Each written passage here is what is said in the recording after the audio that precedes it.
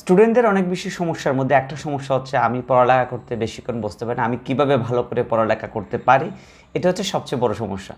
মা বাবা বলে যে আমার ছেলে কিংবা সন্তানটা তেমন বেশি পড়ে না, তেমন বেশি পড়ালেখা করছে না। তাদেরকে পড়ালেখা কেন করাতে পারছে না, সেটাই হচ্ছে তাদের সমস্যা, তাদের টেনশন। তাহলে এটার সমাধান কি? পড়ালেখা করার জন্য আহামরি কোনো ধরনের সলিউশন নেই, একটাই সলিউশন, সেটা হচ্ছে শুধু আপনাকে পড়তে বসতে হবে। যে স্টুডেন্ট হোক না কেন, তাকে নিয়মিত পড়তে বসতে হবে। সে যদি নিয়মিত পড়তে বসতে পারে তাহলে তার সমাধানটা অটোমেটিক্যালি হয়ে যায়। অর্থাৎ একটা স্টুডেন্ট যদি ধারাবাহিকভাবে পড়ালেখা করে, দিনের যে সময়টুকু কলেজে যায়, দিনের যে সময়টুকু খাওয়া দাওয়া, ব্রেকফাস্টে সকাল থেকে শুরু করে ওয়াশরুম থেকে মেনটেন করে চলে যায়, সব কিছু বাদ দেওয়ার পর একজন স্টুডেন্টের মিনিমাম 8 ঘন্টা সময় থাকে। এই সময়টা আসলে সে কোথায় দেয় বা কোথায় চলে যায় সে নিজেও বুঝতে পারে না।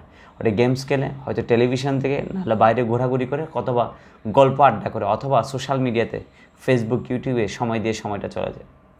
তো এই সময়টাকেতেও যে দিনের যে সময়টুকু আছে তৎমধ্যে 3 থেকে 4 ঘন্টা, সর্বোচ্চ 4 ঘন্টা যদি কোনো স্টুডেন্ট ধারাবাহিকভাবে প্রতিদিন বসতে পারে, পড়তে বসতে পারে শুধু, অর্থাৎ বসে যদি সে পড়ে, তাহলেই কিন্তু তারটা হয়ে যাবে। কিন্তু এই পড়তে বসার যে বিষয়টা, ধারাবাহিকতার যে বিষয়টা, সেটা ম্যাক্সিমাম স্টুডেন্ট, মোর দেন 90% স্টুডেন্ট সেটা পারে না।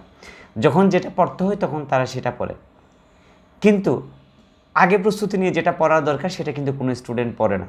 তো প্রতিদিন যদি 4 ঘন্টা ধারাবাহিকভাবে পড়ে, তাহলে পড়ার বলতে যেটা বোঝায়, যেটা তার নেক্সট লেভেলে যে জিনিসটা দরকার, সেটা কিন্তু অগ্রিম সে শেষ করে ফেলতে পারে।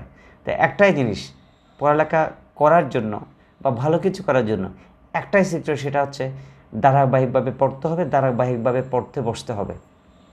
মা বাবারা যদি ছেলে সন্তানদের এই একটি কাজ করাতে পারে, স্টুডেন্টরাও যদি ধারাবাহিকভাবে এই একটি কাজ করতে পারে, তাহলে 1 দিন 2 দিন 3 দিন, 1 মাস 2 মাস, 1 বছর 2 বছর, একটা পর্যায়ে এসে মানে সুপার ফার্স্ট ক্লাস একজন স্টুডেন্ট হিসেবে পরিণত হবে।